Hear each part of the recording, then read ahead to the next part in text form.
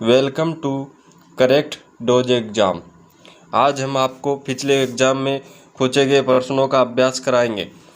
आप इस वीडियो को ध्यान से देखिए और मैं आपसे क्वेश्चन भी पूछूंगा जिसका आंसर आपको कमेंट्स बॉक्स में देना है। आप इस वीडियो की पीडीएफ फाइल डाउनलोड कर सकते हैं जो आपको कमेंट्स बॉक्स में लिंक करी हुई मिल जाएगी। तो चलिए स्टार्ट करते हैं। भारत का नेपोलियन किसे कहा जाता है? समुद्रगुप्त। किसको? समुद्रगुप्त। भारत का नेपोलियन समुद्रगुप्त को कहा जाता है। तो इसमें 4 आंसर एकदम सही है। वर्धमान महावीर ने परिनिर्वाण कहाँ प्राप्त किया? पावापुरी। वर्धमान महावीर ने परिनिर्वाण पावापुरी में प्राप्त किया, यानी इसमें बी आंसर एकदम सही है। हर्यक वंश के संस्थापक थे। हर्यक वंश के संस्थापक बिंबिसार। हर्यक वंश के संस्थापक बिंबिसार थे, यानी इसमें भी बी आंसर आपका बहुत एकदम सही है। उस राज्य का नाम बताइए जिसने पहली बार युद्ध में हाथियों का इस्तेमाल किया। मगध। मगध राज्य ने पहली बार युद्ध में हाथियों का इस्तेमाल किया था। तो आपका ए आंसर बिल्कुल सही है। सम्राट हर्ष ने अपनी राजधानी थानेश्वर से कहाँ स्थानांतरित की थी? कहाँ की थी सम्राट हर्ष ने?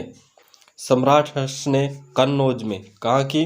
कन्नौज में। तो थानेश्वर से कन्नौज में स्थानांतरित की थी सम्राट हर्ष ने अपनी राजधानी।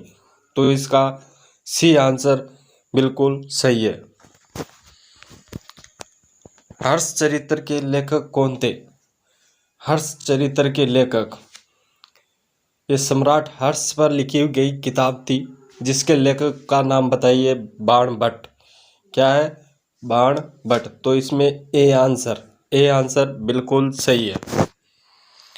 मोहम्मद बिन कासिम ने भारत पर आक्रमण कब किया? तो मोहम्मद बिन कासिम ने 712 ई में। कितने में? 712 ई में, यानी इसमें बी आंसर बिल्कुल सही है। सिंध पर विजय प्राप्त करने वाले अरब सेना के सेनापति का नाम बताइए। सिंध पर विजय प्राप्त करने वाले अरब सेनापति का नाम है मोहम्मद बिन कासिम। तो इसमें आपका ए आंसर बिल्कुल सही है। पृथ्वीराज चौहान को मोहम्मद गोरी ने किस युद्ध में हराया था?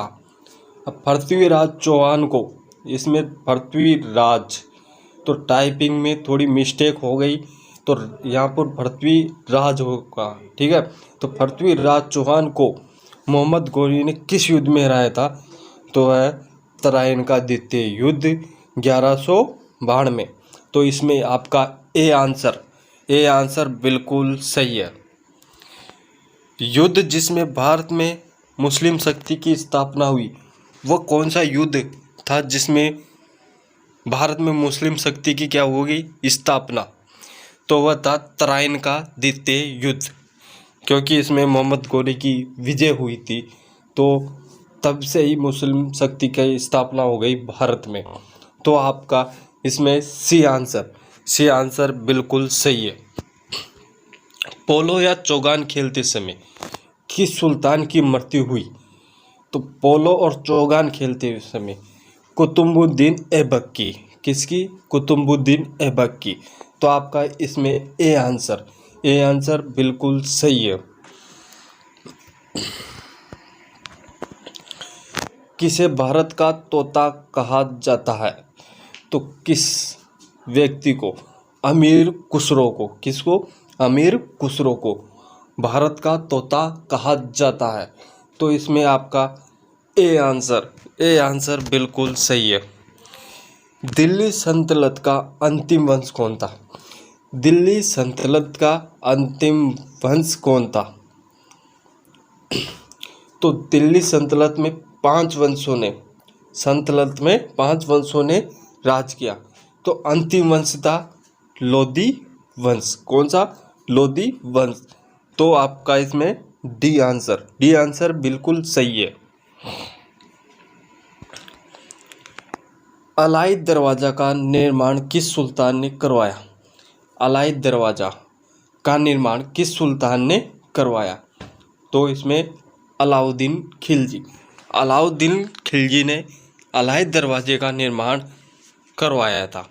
तो इसमें आपका ए आंसर बिल्कुल सही है। मध्यकालीन भारत की प्रथम महिला शासिका थी। मध्यकालीन भारत की प्रथम महिला शासिका कौन थी? रजिया सुल्तान। तो रजिया सुल्तान ए आंसर आपका बिल्कुल सही है। मोहम्मद गौरी को पृथ्वीराज चौहान ने किस युद्ध में हराया था? तो मोहम्मद गौरी को पृथ्वीराज चौहान ने किस युद्ध में हराया था? तराइन का प्रथम युद्ध। तो इसमें आपका ए सही है। ए आंसर एकदम सही है। तराइन का प्रथम युद्ध कब हुआ? तो तराइन का प्रथम युद्ध हुआ था 1991 में। कब? 1191 में। कब? 1191 में। सिखों के किस गुरु ने सिख धर्म की स्थापना और लंगर व्यवस्था प्रारंभ की? तो सिखों के किस गुरु ने एक की थी? गुरु नानक देव ने। गुरु नानक देव सिखों के प्रथम गुरु है। यानी प्रथम गुरु जब गुरु नानक देव है तो धर्म की स्थापना भी गुरु नानक देव ने ही की थी और लंगर व्यवस्था भी इन्होंने ही प्रारंभ की थी। तो इसमें सी आंसर आपका बिल्कुल सही है।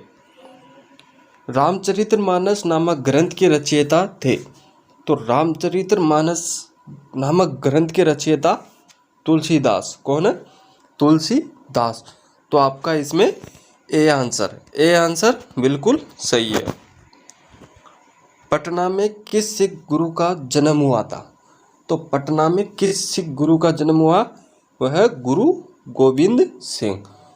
ये सबसे लास्ट में यानी सबसे लास्ट के गुरु यही थे, गुरु गोविंद सिंह, जिनका जन्म हुआ था पटना में। तो आपका इसमें ए आंसर बिल्कुल सही है।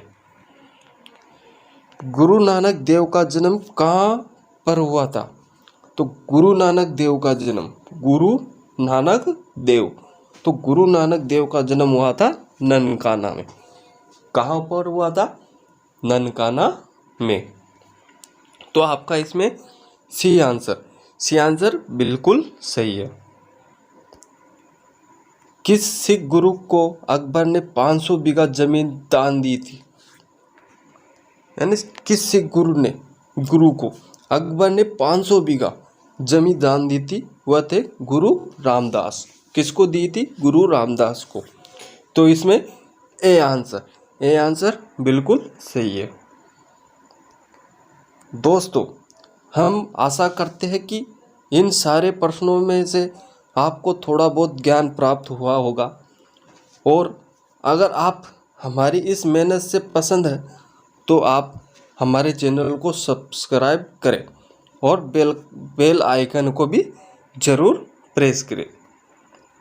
दोस्तों, कमेंट्स करके ज़रूर बताइए कि आप कितने % अंक प्राप्त हुआ है, यानी आपके जितने क्वेश्चन में से कितने % अंक प्राप्त हुआ है। और अगर आपको ये सारे प्रश्न अच्छे लगे हैं तो वीडियो को लाइक ज़रूर करें और चैनल को सब्सक्राइब कर लें, ताकि कल फिर आपको एक नई वीडियो यूट्यूब पर डालते ही आपको पता चल जाए और आप सबसे पहले वीडियो का आनंद लें। हम आशा करते हैं कि आप ऐसा ज़रूर करेंगे। आप हमारी मेहनत पर अपनी प्रशंसा ज़रूर जाहिर करेंगे।